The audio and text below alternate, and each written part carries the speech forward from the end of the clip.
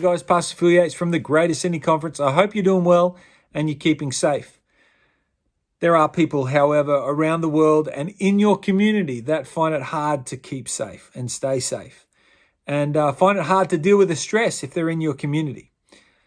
Those people are called refugees or internal displaced people. Refugee Week has just passed, so we're still in it. And by the time this honour is released, it probably be just the end of Refugee Week.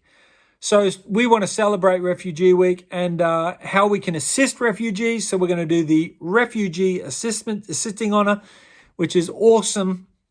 Look, guys, if you haven't already subscribed to the channel, click on the big red button, click on the bell, and that will give you an update when the new honour comes out. But listen, our first thing that we're going to learn about is what the word refugee means and what would force people to leave their home and countries. A refugee is someone who is forced to flee his or her country because of persecution, war, or violence. A refugee has a well-founded fear of persecution for reasons of race, religion, nationality, political opinion, or membership of a certain social group. Most likely they can return home, they cannot return home, or are afraid to do so. War and ethnic or tribal religious violence are the leading causes for refugees fleeing their countries. An internal displaced person is a person who is forced to flee his or her home but cannot flee the country, therefore is not under international law because they can't go over the international border, and therefore aren't eligible for aid, aren't eligible for the things that refugees are actually eligible for. So this is a worse situation. List the immediate needs that a refugee would need when they arrive in your country, and describe the feelings a refugee may have about the new language, culture, or environment. The first things refugees need are shelter, and then water, clothing, food, and possible medical attention. It can be overwhelming to come to a place where the language and culture and environment are different. So the language, you come and you have no idea what people are talking about. You have no idea what they're saying. And you know that it's going to be an uphill battle trying to learn this new language. The culture.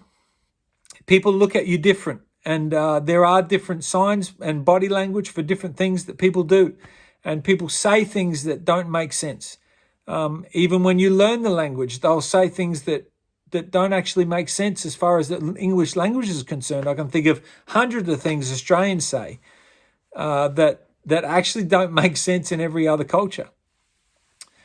And lastly, the environment. People can come into a new environment and actually have a lot more stress than the environment that they actually came from, because they can become sick because the environment's different. They might have come from a wet environment and they're into a drier environment. Might have come from a drier environment and coming into a wetter environment where it rains a lot more, and they find themselves with colds. They find themselves with sickness and are struggling medically. What are the organisations in your community that can assist refugees or immigrants? This is the first thing that we want you to do. Research in your community what are the things that can actually assist refugees and immigrants. That was the second thing. The first thing actually is to read Exodus 16, 1 to 17, and you'll notice in the worksheet that's the first thing. So read through that and highlight the challenges that the children of Israel faced when they left their home of Egypt and they went into the wilderness. And that'll kind of give you a biblical example of what it kind of feels like to be a refugee. So that's the first thing. Second thing, what I mentioned before, find the organisations in your community that can assist refugees or immigrants. And you might want to go and, volunteer at some of them places and say, how can I help? Listen or watch to a presentation of an immigrant or a refugee contrasting the culture that they came from to their new culture and community that they find themselves in now. And take notes of this. We're trying to get a video attached to this one. So if there's not one attached, then look up one. It's fairly easy to find one on YouTube.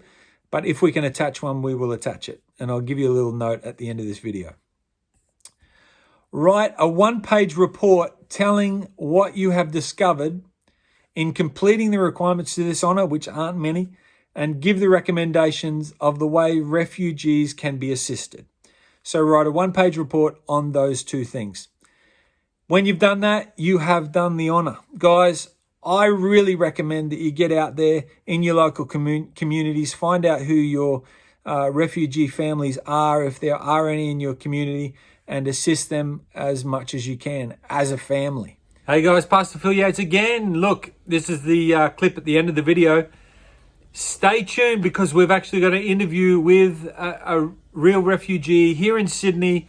Her name's Yvette Nzima, and she is awesome. So listen to her story, and in the worksheet, write a bit down, and it's the last question. Cheers, guys. Bless you. Bye.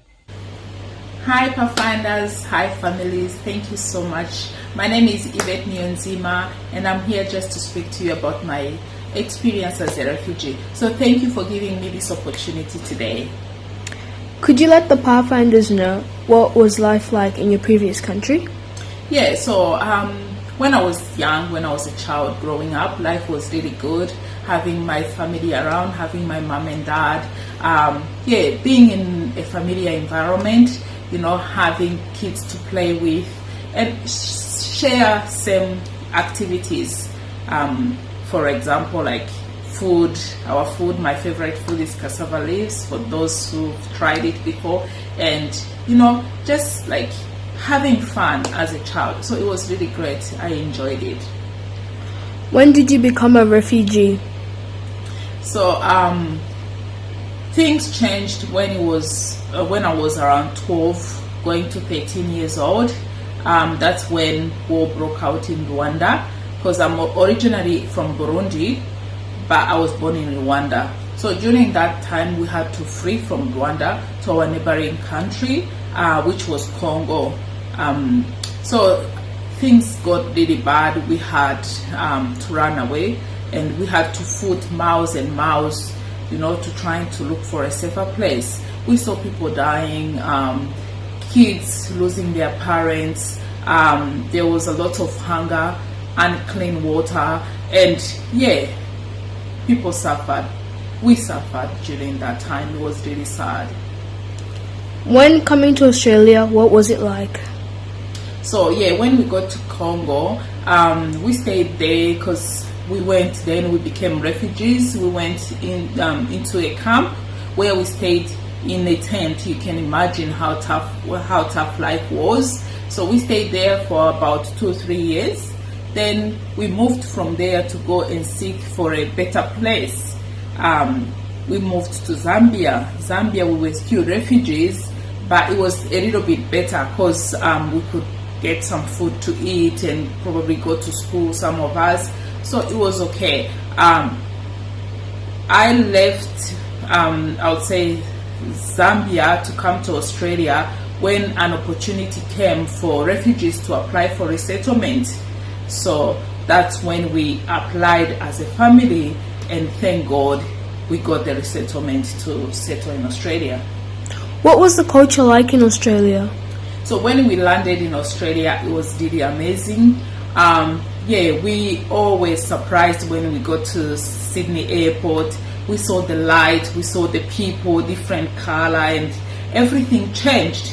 So we were all in an exciting mood, you know, and things really changed. Though it was difficult at first because of the language barriers and the cultural issues, but we managed, and we had to adapt from